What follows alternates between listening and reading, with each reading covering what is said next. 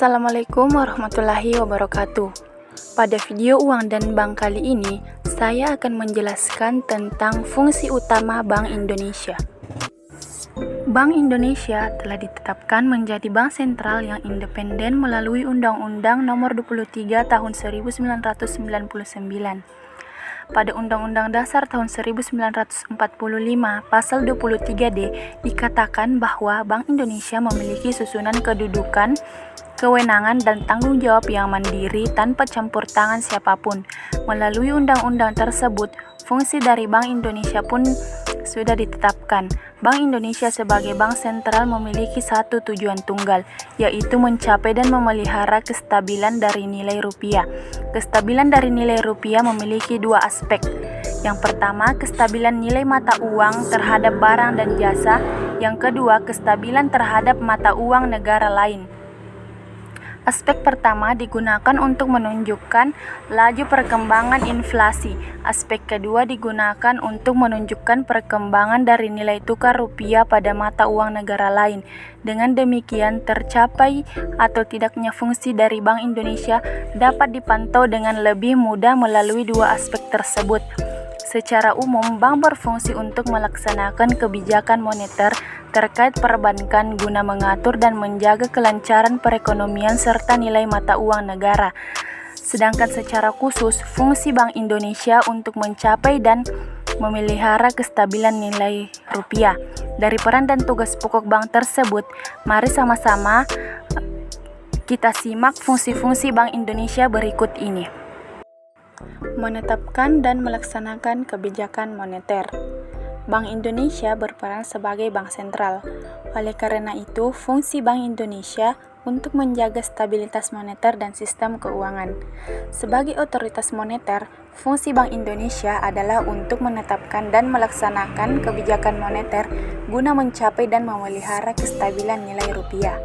Peran Bank Indonesia inilah disebut sebagai otoritas moneter. Otoritas moneter ini memiliki tanggung jawab untuk mengontrol banyaknya uang yang beredar di suatu negara.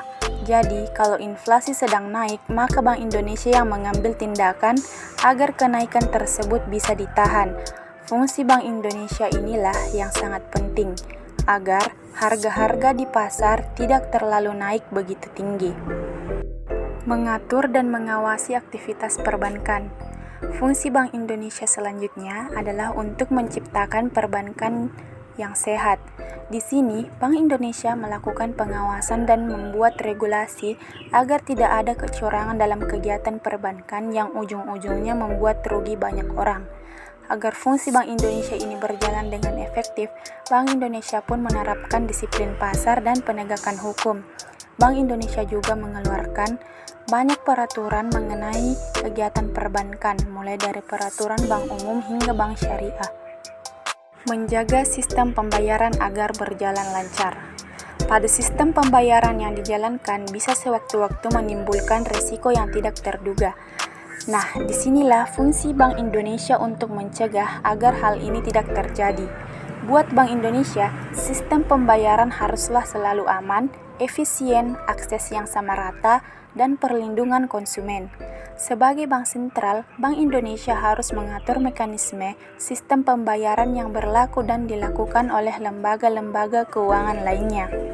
Hal-hal yang diatur oleh Bank Indonesia menyangkut media sistem pembayaran, siapa saja yang terlibat, dan lain sebagainya. Melakukan riset dan pemantauan. Karena Bank Indonesia bertanggung jawab untuk melindungi stabilitas keuangan dari adanya ancaman, Bank Indonesia harus mengetahui lebih dulu informasi-informasi mengenai hal-hal yang membahayakan stabilitas keuangan. Disinilah kenapa Bank Indonesia perlu melakukan pemantauan untuk mencari tahu adakah kerentanan di sektor keuangan atau tidak. Selain itu juga mendeteksi potensi kejutan yang efeknya tidak baik buat sistem keuangan. Tempat penyimpanan kas negara. Fungsi Bank Indonesia juga berperan sebagai bank yang menyimpan kas negara. Untuk menjalankan fungsi ini, Bank Indonesia melakukan koordinasi dengan Kementerian Keuangan. Koordinasi yang dilakukan ini mulai dari pembuatan laporan, penyimpanan dana, mengeluarkan dana, hingga ambil pinjaman dari luar negeri. Memberi bantuan kepada bank agar lepas dari krisis. Setiap bank bisa saja sewaktu-waktu mengalami krisis. Saat bank tersebut memerlukan bantuan, maka Bank Indonesia inilah tempat untuk mencari pertolongan. Bank Indonesia biasanya memberi bantuan berupa pendanaan. Maka disinilah fungsi Bank Indonesia yang berperan sebagai jaring pengaman sistem keuangan atau diistilahkan dengan lender of the last resort. Untuk melaksanakan fungsi ini, Bank Indonesia dapat memberikan kredit atau pembiayaan berdasarkan prinsip syariah kepada bank yang mengalami kesulitan likuiditas jangka pendek yang disebabkan oleh terjadinya mismatch dalam pengelolaan dana. Pinjaman ini berjangka waktu maksimal 90 hari dan bank penerima pinjaman wajib menyediakan anggunan yang berkualitas tinggi serta mudah dicairkan dengan nilai sekurang-kurangnya sama dengan jumlah pinjaman. Itulah penjelasan saya tentang fungsi utama Bank Indonesia. Semoga bermanfaat.